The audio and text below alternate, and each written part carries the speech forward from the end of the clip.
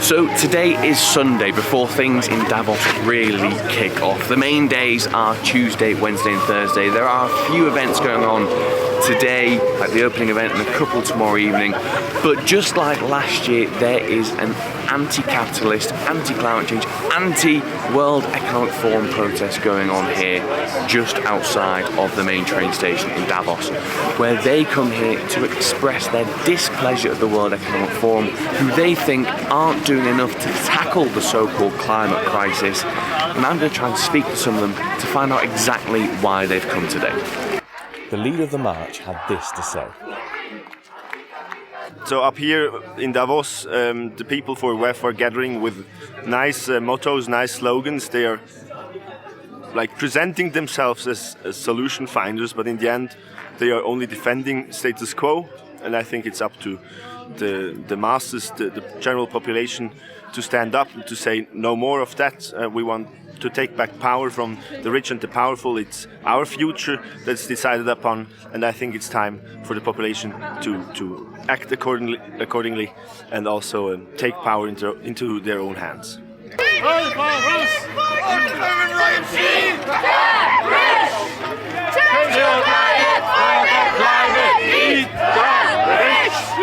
So tell me exactly why you've come here today.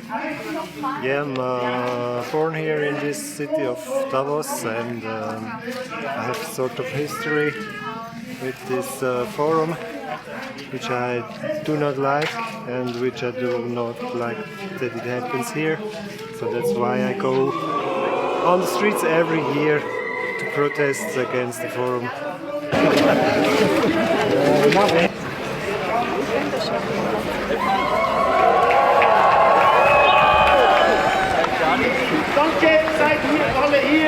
So tell me exactly why you've come today. Hi, well, I've come for multiple reasons, all come to the point of demonstrating against the WEF, for it is really anti-democratic, because it is where a lot of people in power meet behind closed doors, which is which can't go on in a democratic way. These intransparent needs to stop. Then it's such a, how do you say it? It's really making me angry that the WEF is a private organization. It's a private party which the Swiss state pays millions and millions for it to pay all these police, all the military and everything for a private party, which just can't be something that is fair. If I make a private party at my home, police comes to knock and tell me something else. And of course, and I think that is the main reason why I'm here. The WEF is a place where they tell people, they try to find solutions for the problems of our world. And they try to do this for quite a long time.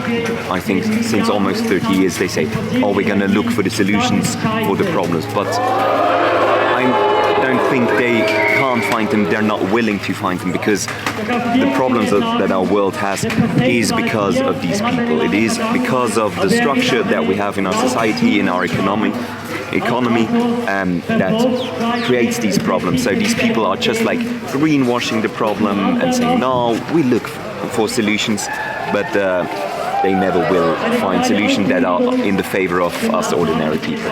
To finally dismantle the power of the Russian oligarchs.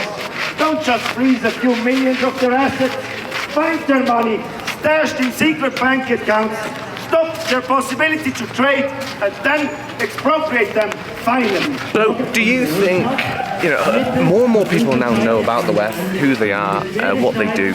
Do you actually think the WEF will, one day soon cease to exist? Well, I hope so, but honestly, I don't think so. Finally, if you could speak to the likes of Klaus Schwab, all the people that are at the top, and ask them one question, what would it be? How can they pretend to search for solutions when they are creating the problems of our world? So I'm with some people who were at the Anti-WEF protest earlier, and you tried to walk along the promenade, but you got turned around, am I correct? That's right, they sent us away. What are your thoughts when you see all these, the grand expenditure of all these shop fronts. What do you think when you first see that? It's really hard to grasp, to wrap your head around the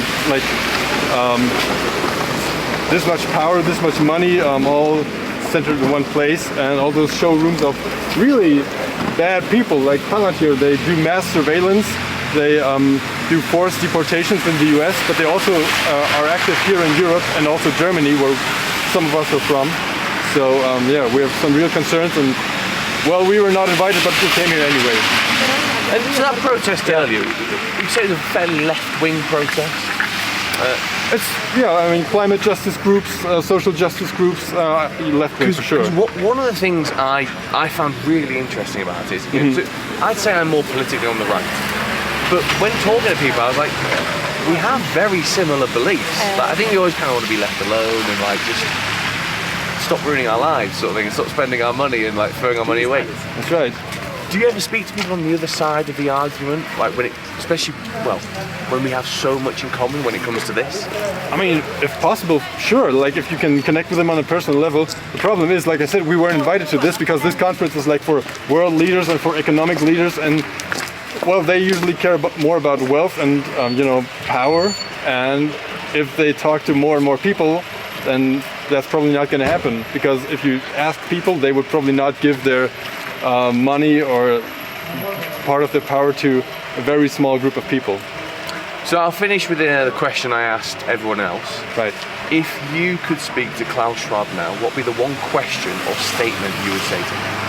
I feel like people like him are so out of touch that it's like maybe just ask if he knows what's going on in the world, or if he even cares.